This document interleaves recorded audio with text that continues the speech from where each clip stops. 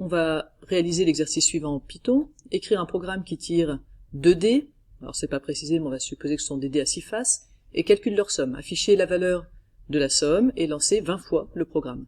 Quelle valeur avez-vous le plus obtenue?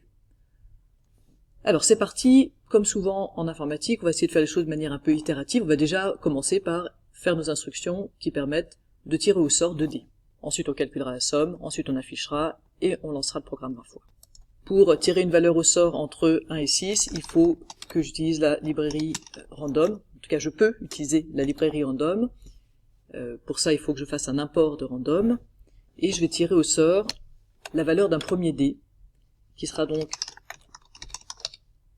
une valeur entre 1 et 6. Donc D1 égale random.randint entre 1 et 6. Alors vous me voyez venir, hein, je vais faire un copier-coller. En général, on n'aime pas trop les copier-coller, mais ici, comme il s'agit que d'une ligne, c'est pas bien grave. Et je fais un deuxième dé. Donc j'ai fait la première partie, hein, j'ai créé 2 variables qui chacune contiennent un nombre aléatoire entre 1 et 6. Donc un D1 avec une première valeur entre 1 et 6, un D2 avec une deuxième valeur entre 1 et 6. Maintenant, qu'est-ce que je dois faire? Je dois calculer la somme. Alors, je vais créer une variable somme qui va valoir D1 plus D2. Alors si je fais juste ça, bien, je peux lancer le programme, hein. D'ailleurs je vous encourage à le lancer vraiment dès que vous avez écrit 2-3 instructions.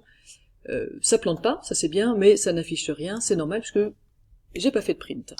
Donc si je veux avoir une vision de ce qui se passe, soit j'utilise après un visualisateur de variables, soit le plus simple, hein, c'est de faire un print. Et donc là je vais faire vraiment très simple, je vais faire un print de la somme.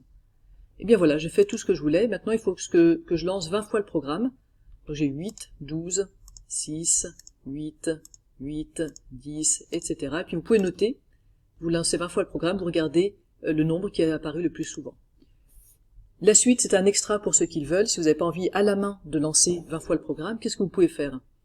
Bien, lancer 20 fois le programme, c'est répéter 20 fois ces instructions.